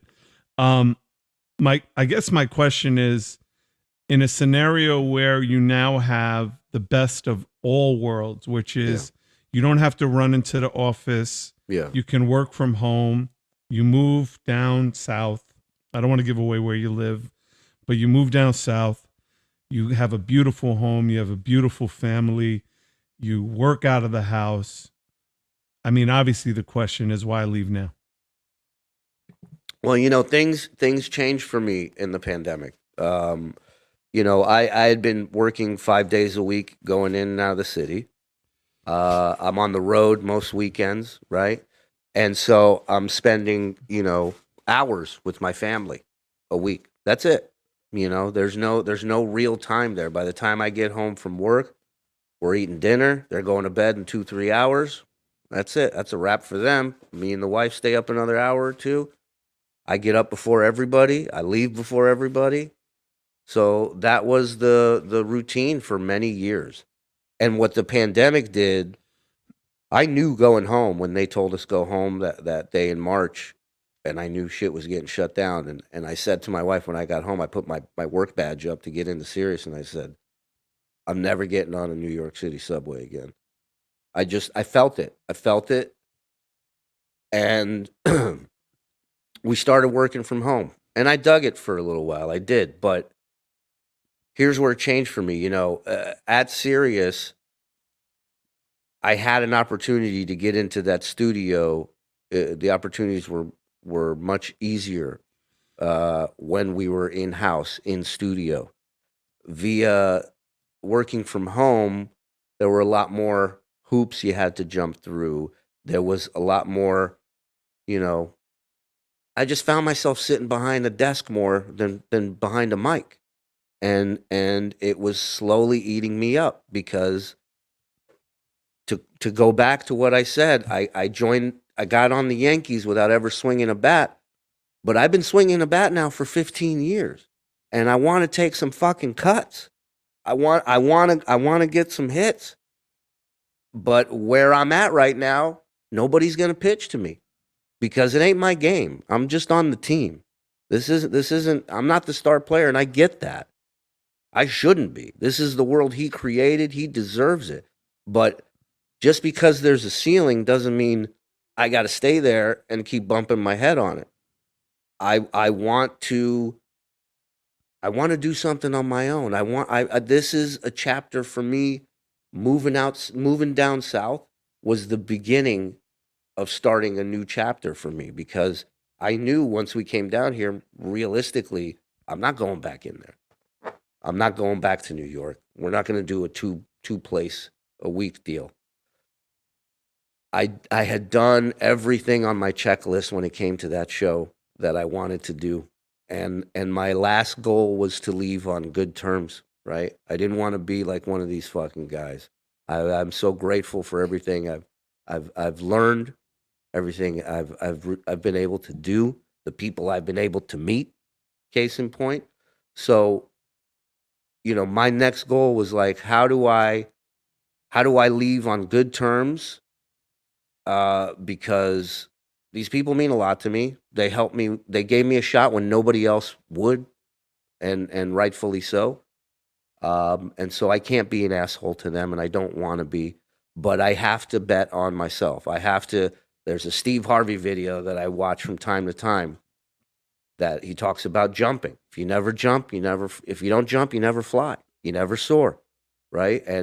And your chute's not going to open right away, and you're going to hit some fucking walls, and you're going to get scratched up, you're going to get banged up. But if you don't jump, your parachute will never fucking open.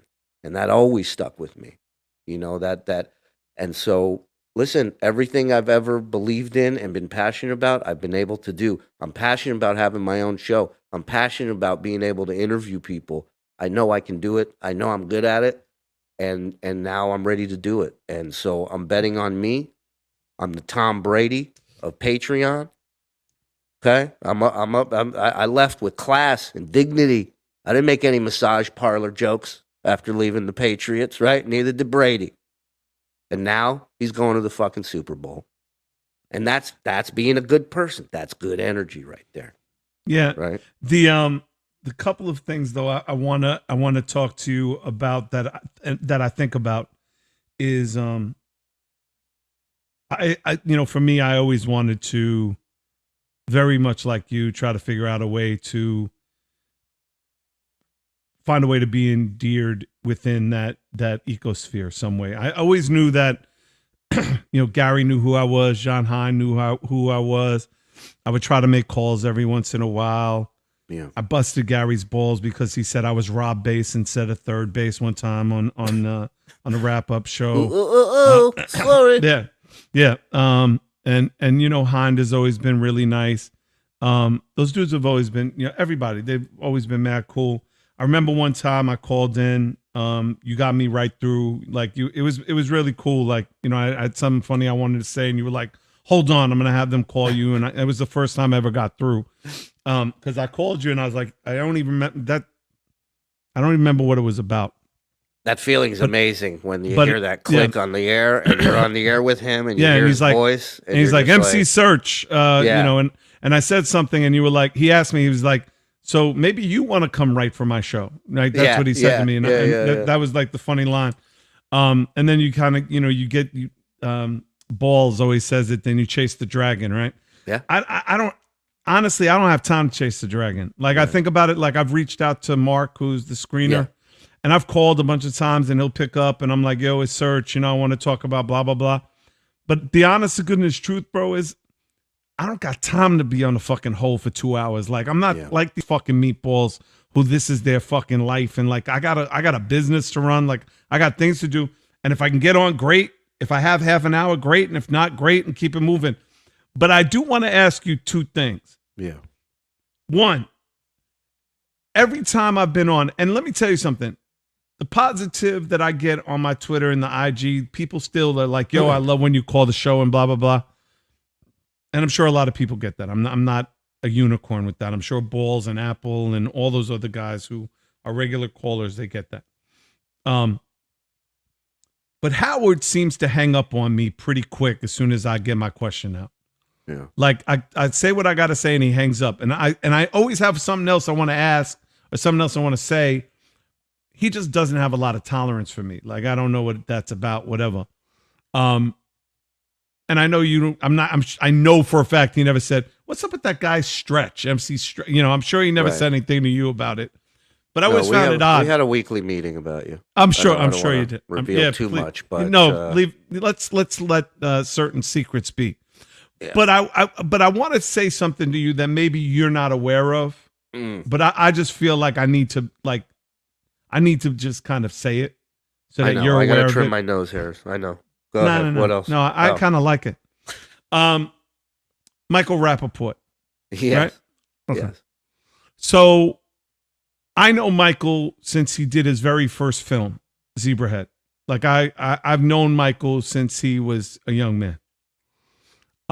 When Michael started calling the show, Michael had 63,000 followers on social.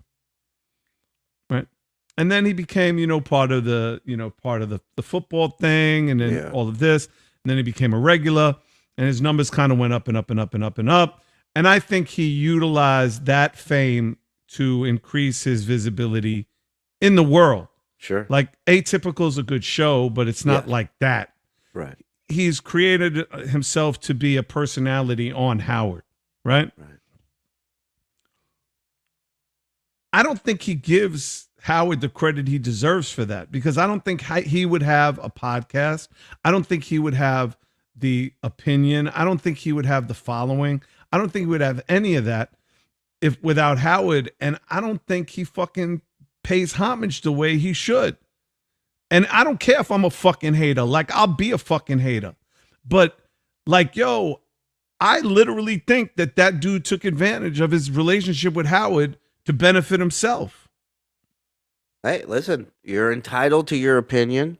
I know Rappaport well. I know you well. And I think celebrity boxing is the next stop, is what I'm saying. I will knock him the fuck out. Don't get it fucked up. Oh, here we go. I will knock him the fuck out. Here we go. Yo, Rap, you hear this shit, man? Yep. Get him on. No. And again, for me, like, it's not about taking opportunity to whatever level. Yeah. I'm about a guy, I'm very much like you. I'm very much about, if someone gives you the lane, there's no reason not to take the lane, but make sure you pay homage to the dude who's like giving you the lane. Absolutely. I just think the guy's selfish. That's all I'm saying. And that kind of, like, it's always annoyed me. My numbers, again, it's not like I've called 100 times, but the times that I've called, my numbers don't go up on Instagram and Twitter and all that. It's not my game. Like, and I'm not saying that that's a good thing or a bad thing. It's just a thing. If I'm going to build my reputation, I'm going to do it on my own. Yeah. Like, in other words, I don't want to build the Serch Says podcast because I was calling on Howard Stern. I want Howard Stern to have me as a guest because my show becomes so fucking major.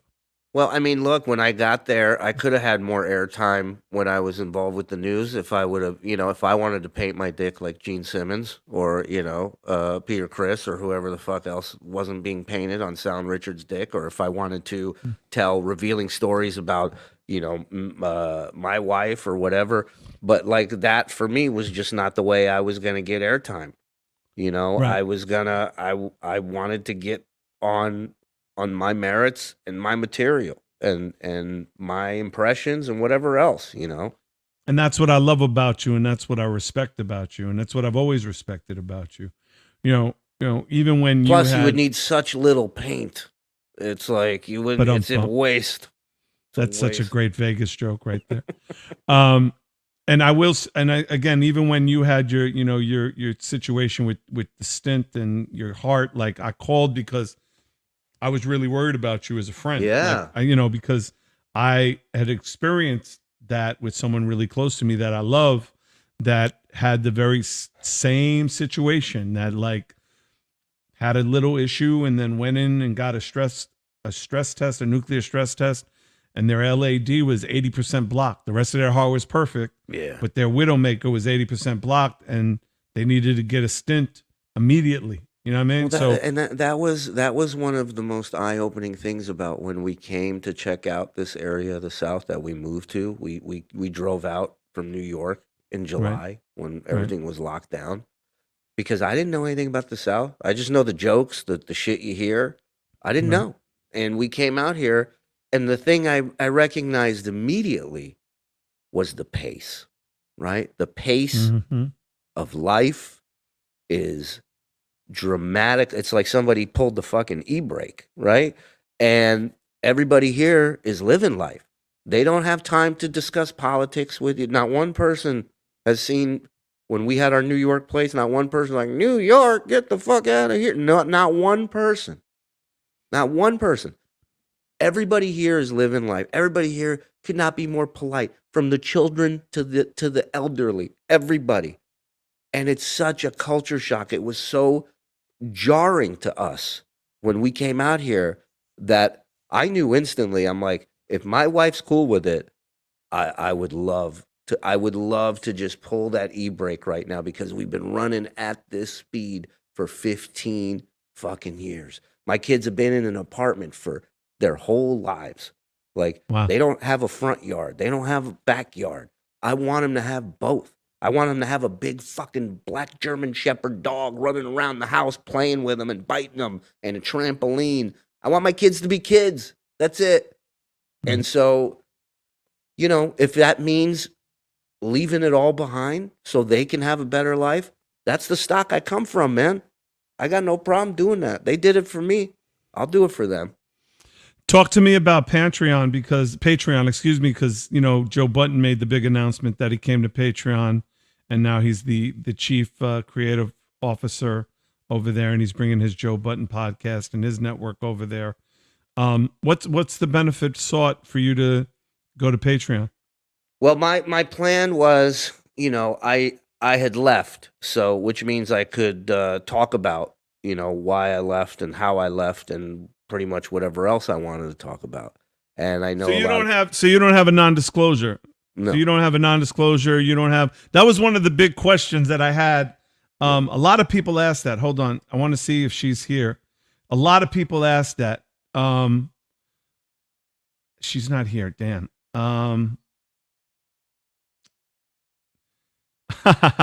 Hansy says hi, Shuli. Hey, what's up, Hansy? Hansy, what up, kid? Dude, I love Hansy. Hanging out at titty bars with us. Yeah, back in the day. I know. Block party.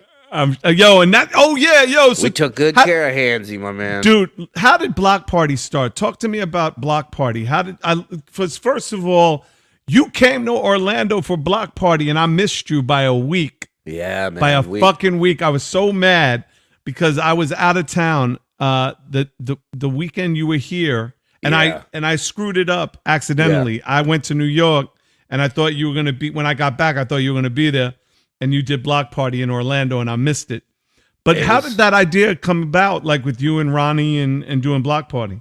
Well, we would hang out, the three of us, back when, Scott was engineering the show. We would hang out in Scott's studio in the morning. And I always love hanging out with those two because they're just grumpy fucking old Jews that would just Right. yell at each other all day. The push-up contest was still the best too with It Scott. was my family. I was hanging around family, so it was fine. And then, Scott, as usual, was complaining about not having any money. And I think it was me. I was like, hey, you guys should just host the comedy shows that I do, and maybe we'll sell more tickets, and maybe you guys can make some money doing it. And they were like, yeah, let's do it. So, I thought it was a bit of a joke. I called my promoter at the time who booked all our Killers of Comedy tours and stuff, and all those tours had stopped. And I was working with Artie a little bit. I was hosting for him, and Right. and he says, "Yeah, I'll book a couple shows." And he booked 4 shows for us. And by the time we got to the 4th show, I had yet to make any money doing this. The ticket sales were so low. The show was it was me, Scott, and Ronnie, and a couple other comics. And they hosted. Scott DJ'd. Ronnie would go up there and scream, "Let me see your tits." And that was the show people paid money to see. And we get to Long Island. It's the last show. And I tell my promoter guy, this is it. Don't book anymore. I'm done with this shit. I'd like to make money once in a while doing this. And I invited my buddy James Mattern, brilliant comic.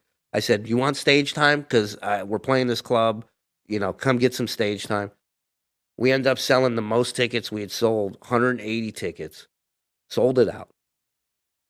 My buddy goes up, does time, gets a standing ovation. They were like the hottest crowd ever. Ronnie's killing. Scott's killing. I'm up there closing out the show. I'm destroying. In the middle of me headlining a set and closing it out, Scott, the engineer, interrupts me on the DJ mic and goes, Sal is throwing up on the bar out back. And the bar window is behind everybody that's looking at the stage. And literally every single person I'm looking at just goes like this. And I go, thanks, Scott. Good night, everybody. And I just walked off stage. And now, the next day, that Monday, Howard TV brings in video of Sal puking all over the bar. They were at the show. They filmed everything. We go in. Howard plays the video, starts laughing. We start arguing about this, that, and the other thing. By the time I walked out of that studio, the promoter called me back. He goes, I have you guys booked for 3 months now. He goes, everybody wants the show. I said, what show? This isn't a show. This is a fucking train wreck. This is awful. And they're like, yeah, that's what they want. And they want the train wreck. It just grew and grew and grew. And once Scott got out, it really flourished. Once we lost the Black Cloud, it really took off.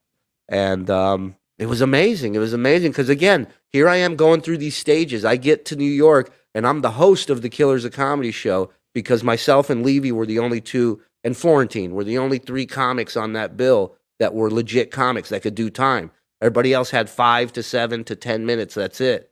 So I went through the stages of these shows. Killers of Comedy, hosting. Artie, hosting, featuring. Then I went featuring, and I opened for guys like Dice and Howie Mandel and all these great comics. And then now I'm at the block party. I'm the headliner, right? So it's like, it's crazy to get to go through this staircase and to be at that point where I hear a comic trying to get through his bit and people are heckling him saying, where's Shuli? And I used to be up there and going, where's Beetle? Or where's Artie? Or where's, anybody but you? We hate you. So it was, the block party was amazing. Amazing. It was such a great time. And Ronnie loved it. Scott loved it. JD loved it. Everybody that did it loved it. We sold out Harrah's Hotel and Casino in Atlantic City, 1,200 seat theater, sold it out. Sour Shoes playing piano in the lobby as people are walking into the theater, and they come and get me backstage. They go, you have to get the guy with the keyboard and the monkey mask on in the theater because we have 900 people that refuse to sit down in their seats. It looked like a protest. Everybody was just crammed into this mezzanine because he's just playing his ass off. Nah, he's such a talented musician. He's just, and I agree with Howard. I think he's one of the most talented human beings ever. I mean, he's just Wild Mustang. You don't put a saddle on that, bro. You don't. No, you definitely don't. With the show coming to an end, I remember the block party coming to an end because Howard put it to an end. Like he was like, He was tired of the bullshit. He was tired of Ronnie and everybody complaining and Scott complaining. Were you disappointed that it came to an end? Oh, absolutely. Absolutely. We were hitting our stride. We were making really good money, which was essential to me because, at that time I wasn't making great money there. And that's no fault to Howard. I got paid through Sirius, not through Howard. But Right. there wasn't a great deal of money. So that side side money was crucial. And, we were resorts in Jamaica, 1,200 seats in theaters. But I think, Howard just got to a point where he's like, yo, this guy's my driver. He's my security guy. And that's what he should be. And his stuff will be here on air. And that's it. I don't want his fucking face on a hotel in Atlantic City. Right. And listen, he's entitled to that. That's his. And Ronnie could have said, no, I don't want to do it and fuck off and left. But no, Ronnie is fine with it. Howard, this is what he wanted. And listen, I wanted a job. So, it's all good. We'll figure something else out. It actually, again, was one of those blessings in disguise, right? Because had that tour continued, I would have never pushed myself to go out on my own with no Wack Packers, right? That was a crutch for so many years. As a comic, that's a softball pitch for comedy. It's like so easy. You get on stage with Beetlejuice. How am I not going to be funny standing next to Beetlejuice? You'd have to be a fucking again a vegetable to not kill with Beetle as your straight man. Right. So I love that Beetle disappeared because he just went to some guy's car and just took off. Dude, he was gone for 3.5 hours once and came back to the hotel room with a CVS bag with ice in it and a fish laying on top of not like a fish wrapped in packaging, like he fucking plucked it out of a body of water, and then just put it on this ice. And I'll never forget because we had to leave in like 10 minutes, and he's like, and I go, B, where he's like, I had to go get some food stuff. I'm like, okay. I go, well, listen, we got to go, in the van. They're waiting to pick us up. He goes, all right, let me just change my underwear. I'll be right there. And I'm like, what? Change your underwear? I go, what's up with the underwear? And I swear to God, this is his exact words. He goes, I shit myself. I'm an idiot. I knew I was going to do it, and I did it. And then you would just laugh. And then, it took like 20 minutes for him to peel shitty underwear off of him. And then then took another 10 minutes for me to convince him not to pack it in a suitcase to bring back to Jersey City. And we ended up throwing it in Sal's suitcase. So everybody was happy. But yeah, Beetle. And I used to room with him on those tours because nobody wanted to room with him. And I'm like, hey guys, we can't have this guy rooming by himself, okay? He's not going to make it. Like, he's not going to show up for the fucking cab in the morning to go to the airport. Somebody's got to watch him. And I took it. I jumped on that grenade, but I loved it. I want to write a book called Weekends with Beat, where I just tell road stories of sharing rooms with Beetle. And then we do the audio book and we have Beetle record it. And of course, it's nothing like the written book. It's a completely different book, Oh my God. Hey, Frank Ducks wants to know, has Shuli heard from Langford? Last time I saw Langford was in Astoria. This was like, 5 years ago or something. Or actually, I saw him again at Ralph Howard's funeral, but briefly. But I saw him in Astoria one day. I was walking with my daughters. I'd picked one up from daycare, and we're walking, and I see Steve running with his slacks on, a tripod, and a camera and a mic, and he's running. And I just I go, Langford, and he stops and turns around, and he sees me, and instantly, it's just like we're back in the newsroom. He goes, "You dog, how are you?" I go, "I'm good, wow. Steve. How are you?" "Good. I have to go cover a double murder right down the street." And I go, "Hey, this is my daughter. She's 5."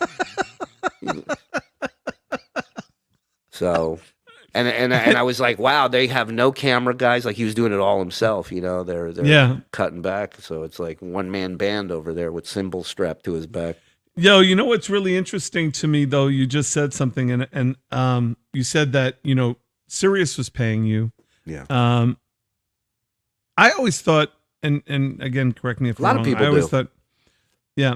A lot of people think that Howard pays us, and then he gets this rap of being this cheap fucker who doesn't pay his staff, and that's Oh not no, true I at wasn't. all. That's not even where I was going. Oh. But I was wondering, because that's what I always thought was that Yeah. because it was a self-contained ecosystem, he got his money. Robin got her money. Everybody got her money, and then there was a production budget that came out of a pool, and that everybody else was paid from this like Howard Stern Inc., so to speak. Right. And that's what it was. So obviously you just but what I was going to ask you was, were you surprised when they said you're going to be paid from Sirius as opposed from Howard? No, I was just happy that I was making money. That I was again, like I said, if they would have told me we need you to shine shoes in the bathroom, I'd have been like, you got it. Let me go get my gear. Right. I was just happy to play ball on any level whatsoever. And, I was thrown right into this stand-up thing immediately. So, like, I was making really good money on the road, better than I was making in Vegas. I wasn't in any position to be a part of a tour that big, but because I had more than, 10 minutes worth of material, I think at the time I had 20 or 25 minutes, they needed somebody to host. So it worked out. Levy gave me an opportunity to host. And me and him kind of bookended the shows, and it worked out. And so I got a lot of experience of like, playing in theaters when I was playing in front of 12s of people a night. Now I'm in front of and I used to always wear the Howard 100 news jacket that I got behind me. So that was like my way to let them, because I knew none of them know who the fuck I am. Like, I know you don't know me, so here's something to let you know I'm on the team. Like I'm not official. A cop. I'm not wearing a wire. I'm official, like a ref with a whistle. Fuck around, right? Yeah. No, yeah. I got you. So, But I needed all the help I can get because they fucking hated me, for years on stage. But the one thing I did want to ask you about is I did read about Scott the engineer, and I read about the story of his wife and her dying of cancer, and there is this, again, whether he's putting it out there or the story that is put out there is that he felt personally that after all of his years and everything that he did for the show, that Howard was less than sensitive to his financial needs when it came to the support he needed for his wife. And then when his wife died, I guess he was dating a new young lady, and then she stepped to him and spoke kind of out of turn. And then that was his demise, kind of, so to speak. But that's got to be a little weird too, bro. Like, you work with somebody, their wife gets ill. I know it's not Howard's responsibility, and I'm not saying it is, but it's just got to be a little weird that that whole thing goes down the way it does, and you're all kind of like, huh? Like, yeah, it was weird. I knew Scott was going through a real tough time at that point, and a lot of people may claim that this GoFundMe was an issue, and it was never an issue. It was approved. Like, you can't be a part of that world and just throw up a fucking GoFundMe. So this wasn't something that blindsided people. I think there was something along the lines that happened behind the scenes, which I don't have the facts on it, so I don't know specifically, but I think something happened later on down the line where either Scott wasn't happy about something or Howard wasn't happy about something. But that definitely is when things changed. You have to remember there was also a thing where I think Artie was doing a benefit show for Scott at that time, and Artie was in a real bad spot at that time, and Artie was shitting on Howard every chance he got. So imagine, you're Howard and you're sitting here and you're like, yeah, let's help this guy out. And then, 2 days later, this guy's doing a benefit with a guy who talks about what a piece of shit you are every single time he gets on a mic. And I know Artie doesn't feel that way. I know that was the fucking drugs and shit going through his head at the time. I know how much Artie loves that show. I spent my first Thanksgiving in New York at his mother's house with him and his sister and his family. And that's because he invited me. He's one of the sweetest guys I've ever met. And a very similar story as far as his passion for that show since he was a kid. It was a bonding thing with him and his dad. So this was a dream for Artie to be a part of this, as much as it was for me. That's why we bonded so much. But, at that time, Artie wasn't Artie. And I don't know. Maybe that had something to do with it. Maybe it left a bad taste in Boss's mouth. I don't know. And as far as like this chick and all that, here's the story. So apparently something went down at the party, but I don't know because I got sick that day at work pushing Wendy in the wheelchair for Hollyweird Squares, Wendy the slow adult. I forgot my fucking wheelchair prowess, right? Where I'm pushing her and she coughs. Now I'm a vet. I'm a vet with wheelchairs. I know when they cough, you go right, you go left, you go around the fucking cloud. Right. But I'm out of shape. I don't know what's going on. Right. She goes, no muscle. And mouth wide open, fucking inhaling the dumpster dive. You're inhaling. It was January. I told her, I said, I had COVID. I don't give a fuck what the news tells you. I was so sick starting that night. I was so fucking sick for about a week. I was sick to death. And I'm like, I know I had this shit. I had slow adult COVID without a doubt. Yo, can I just tell you something also, bro? Like, I don't know how I feel about the name change. Like, I love Gary the Conqueror. Yeah. I love that name. Yeah. But Wendy the slow adult, it still doesn't have the bounce. It doesn't have the bounce. It really doesn't have the bounce. But I respect it. Don't get me wrong. Well, I just spoke to Gary the Conqueror today, and I broke the news to him for the 6th time. So I hope he gets it at some point. Is he still calling you, wondering what's going on? It's a new bit I'm working on. Thank you very much, guys. Thank you. Good. That's a good sound effect. I like that. Thank you. Hour and a half. I remember it. I got a sound effects machine. That's how stoned I am. Go ahead, sir. How do you also how do you wrap your head around the fact that the Wack Pack is not going to be part of your day-to-day anymore? How do you I had 4 calls today, dude? What are you talking about? There's no off switch. There's no putting this toothpaste back in the tube. But let me tell you, no, there's a difference. They're going to call you because the IQ and the EQ is connected to calling you. It's a muscle reflex, right? Right, muscle memory. They're part of your life, but you're no longer part of their life. Right. Because that is a part of the show's left behind. Well, but here's the thing. Yes, please. That part for me was never a job. That part for me was never a show because, like I said, I was a fan of the Wack Pack as a listener for so many years. I love Beetlejuice. That's why I had no problem rooming with the guy at the end of the day. If I checked in before he did, if he checked in before I did, then there were some items I couldn't use for the weekend, because I don't know how hot water has to get to kill whatever the fuck's going on there, but so, for me, it was like, I love that world. And I love that they trusted me and they let me in and and they gave me shit that they, information and moments and memories that they gave nobody, that nobody's ever fucking got. Underdog was somebody that I wanted. My goal since I spoke to her the first time was in my head, I'm going to be the first one to bring this woman back on the show. Like that was it for me. That's my finish line. Every person I've worked with will tell you, yes, Lisa G. That was my motto back then. I'm going to get this woman on the show. And I did. I got her on the phone, but I got her on the show with him and Kimmel. And she was so nervous. Let me tell you something. She was so, her voice was so, Mr. Kimmel. I mean, can't find the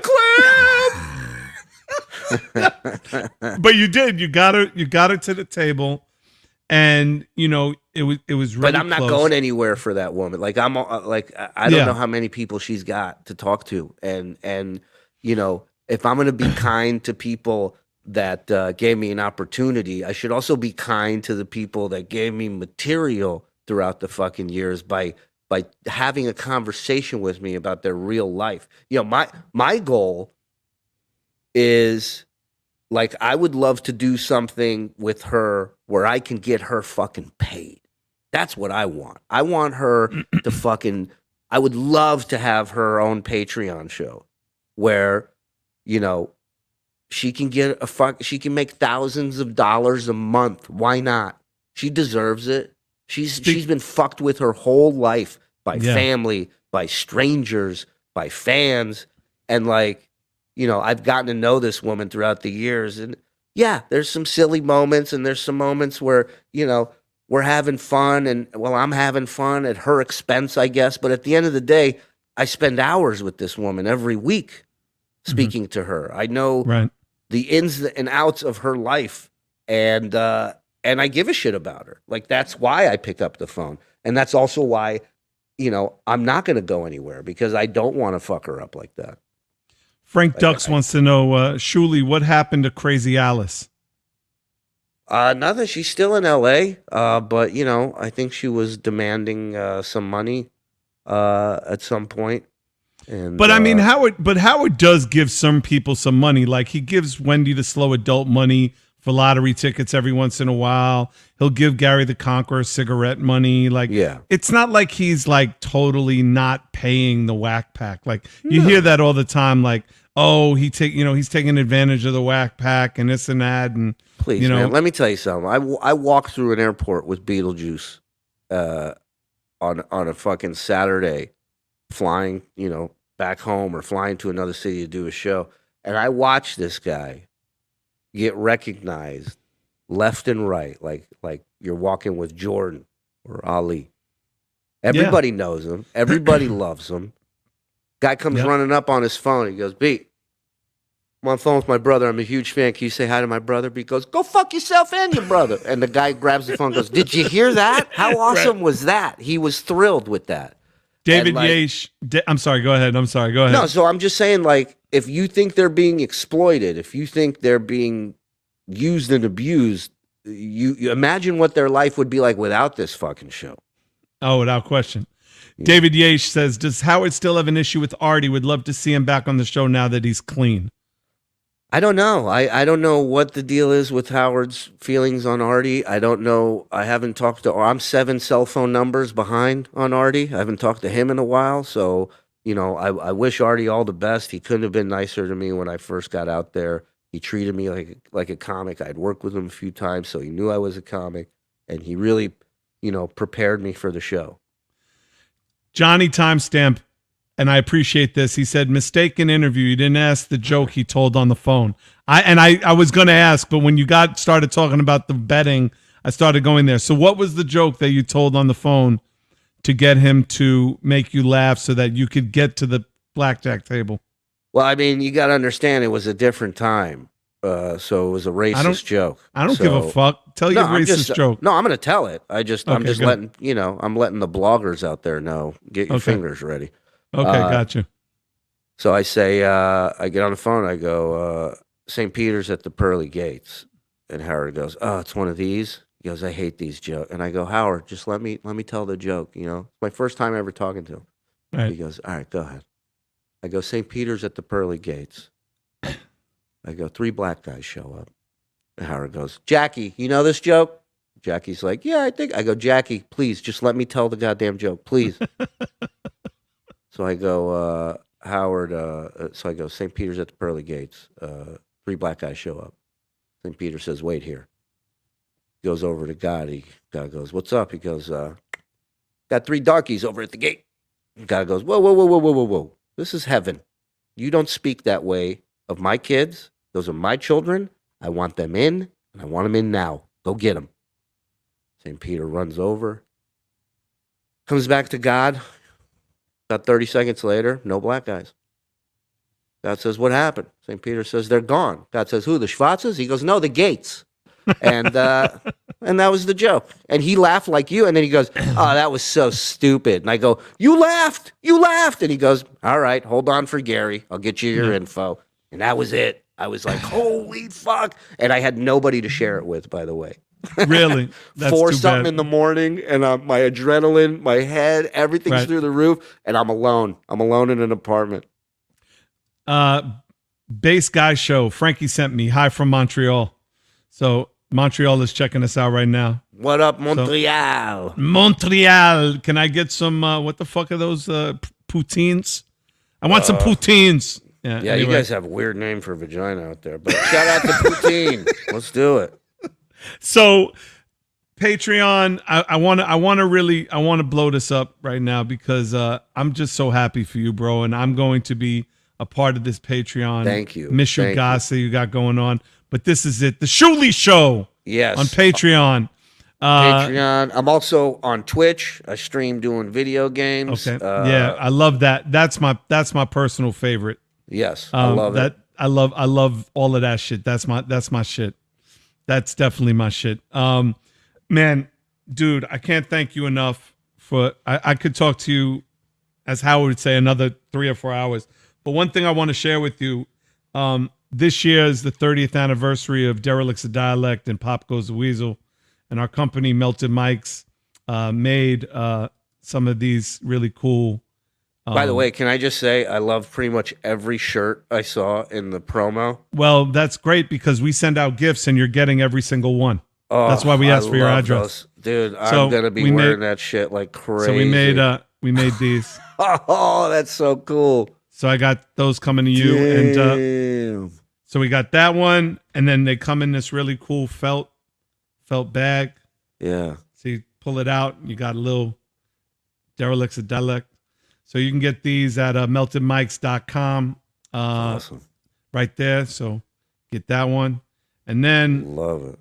Because of my dear friends, rest in peace, MF Doom. Oh, and that was the other thing, man. I couldn't get through, but we made these in the 30th anniversary of Mr. Hood. It's awesome. So you got these coming too, signed. Thank you. And you can get all of those at meltedmics.com. And also, big shout out to our sponsors at Bruetta. They got this new amazing African Sorrel tea that's amazing. We got this Dr. Dre GoFundMe that we're doing to help Dre with his medical issues. But all of that is available at bruettatea.com. So make sure you please help them. Not even help them. They don't need help. But if you love Support tea, them. if you love drinking tea, if you love also hemp-fused tea, they're definitely the place to go. Brother, what can I say, man? It's been a pleasure. I love you, bro. And thank you. I'm so glad you listened to me and stopped calling Howard Hashem. Yeah. I appreciated that. That was a little over the top. Yeah. But you, sir, are my Habibi. And don't ever get it fucked up. Thank you, right? brother. Nah, and as soon as obviously you got more going on, I would love to do your show on Patreon. So please let me know. Absolutely. We got some cross promotion to do. Absolutely. Anything that I can help you with on our podcast side to cross promote what you got going on, please do not hesitate to call your boy. All right. You got it, man. Thank you. Thank you to your audience. Thank you for the love and support, man. And we'll do it again, buddy. I appreciate it, Serch. You're the man. Looking forward to it. Ladies and gentlemen, the legendary Habibi himself, Mr. Shulie Jagar. Man, I thank you guys so much. Thank you for being here. You know, a lot of you sent me messages like, oh, there's only 20 of us on here and there should be more. Listen, that's not how it works. That's not how it works. How it works is this is the behind the scenes. This all of this live and all of this is the behind the scenes part of the show. Like you're getting the uncut raw from Bolivia. You know what I'm saying? Like the way the show works is when we put it up on the pod, and after that's the real show. That's when we do the promotion. This is just for us. This is family. This is the 26 of us that could say, wait, you don't know? You wasn't up on that? You fucking missed it. This is a legend right here. Seize the Giant. Thank you, man. Shout out, man. Thank you. Big Blunts, Long Island legend. You're damn right. That's another legend right there. Thank you. Thank you. Kai757, man. Peace to you too, man. Thank you, brother. And Jeff Thompson said, all Howard had to do is promote the GoFundMe. Yeah, but that's not his job. And Miles J said, poutine is singular. Thank you, Miles J. I appreciate you letting me know that. Thank you guys, everybody. We got an amazing show. Listen, big show next week. Major Super Bowl type show next week. I can't talk about it because we're still putting it together, but it's going to be amazing. So please make sure you're a part of it. If you missed our show with Chris Rock, if you missed our show with Questlove, Kamal Bell, Method Man, all you got to do is come right here, all right, to the Serch podcast page on YouTube, or go to Spotify, Apple, anywhere you listen to your favorite podcast, man. I'm exhausted. I'm getting out of here.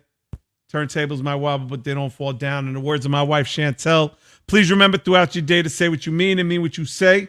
Someone turns to you and says, have a good day. Turn around and say, no, you have a better one. Because whatever you want from me, I want twice as much for you. And just remember, if you don't have an agenda in this life, like my man Shuli, someone might give you one and it might not be nice. So always have a plan, all right? Mañana, people. I'll see you soon. Peace!